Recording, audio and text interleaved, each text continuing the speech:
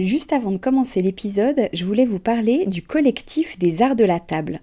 Alors l'art de la table, c'est vraiment une grande tendance dans notre univers déco, vous n'avez pas pu y échapper. Toutes ces jolies tables qu'on peut voir en photo sur Instagram ou dans les magazines, qui nous inspirent, qu'on a envie de reproduire quand on reçoit, ou même au quotidien. Tous ces chefs et ces restaurants qui font attention autant au contenu qu'au contenant, et toute cette jolie vaisselle qu'on peut voir dans les boutiques, eh bien c'est tout ça que défend le collectif des arts de la table, qui a pour ambition donc de promouvoir et de valoriser la filière française des arts de la table. Grandes marques, créateurs indépendants, artisans et détaillants passionnés, ils sont tous unis d'une même voix pour faire rayonner leur savoir-faire et leurs produits, mais aussi pour vous inspirer. Tous les mois, le collectif des arts de la table vous propose une nouvelle tendance qui vous donne plein d'idées sur les matières, les couleurs et les formes du moment, et bien sûr une sélection de produits de marque française que vous pouvez donc retrouver sur leur site lesartsdelatable.fr ou sur leur compte Instagram @lesartsdelatable. Allez, place à l'épisode maintenant.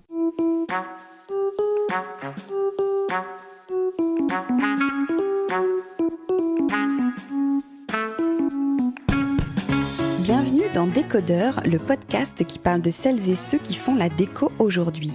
Je m'appelle Hortense Leluc, je suis journaliste déco et à chaque nouvel épisode, j'invite à mon micro des pros de la déco. Ensemble, on peut parler savoir-faire, inspiration, tendance, actu, idées déco, envers du décor.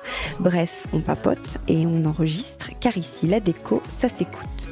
Si vous venez juste de découvrir cette émission, j'espère qu'elle vous plaira.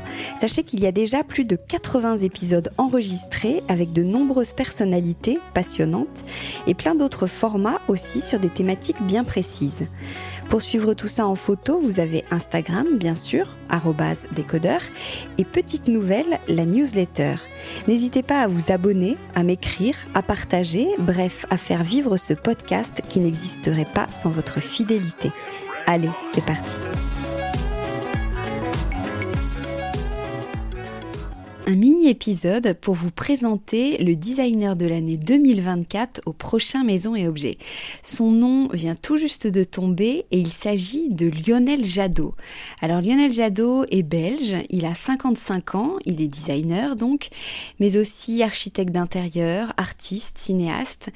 Il est à lui seul en fait un symbole multidisciplinaire de notre époque et de ses nouveaux codes, on va dire.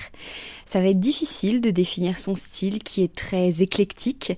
Il est assez anticonformiste. Ce qu'il aime, ce sont les associations inattendues. Sa créativité est débordante, presque sans limite, et ça a commencé très jeune.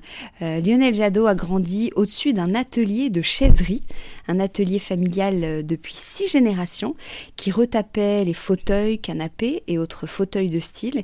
Et ce qu'il faisait, c'est qu'il récupérait les chutes de matière, les chutes de bois, les pieds par exemple, pour les transformer en cas plat, en jeu, en parcours, et se raconter des histoires.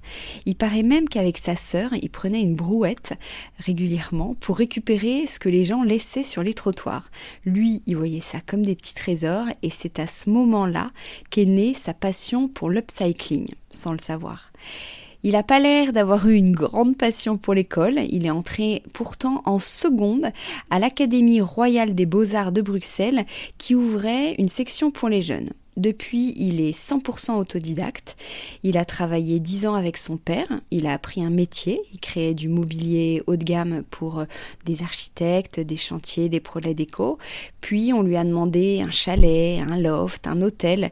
Et en 2020, il a créé son propre studio, toujours basé sur le principe de récupération des matériaux.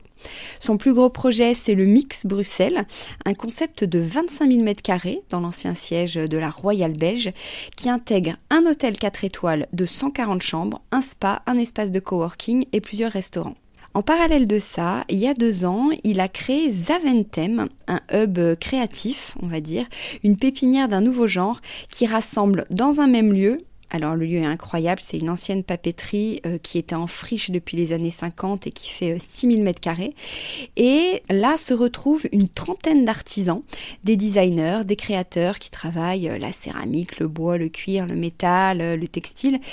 Ils ont tous ce profil un peu atypique, qui bouscule les codes et qui va vers un design responsable. Et c'est pour eux ici un espace de création, de production, d'expérimentation, d'échange. Ils peuvent mutualiser leur savoir-faire ou avoir leurs propres clients. Bref, on retrouve un peu en toile de fond cette idée d'atelier familial qui a fait toute l'identité de Lionel Jadot.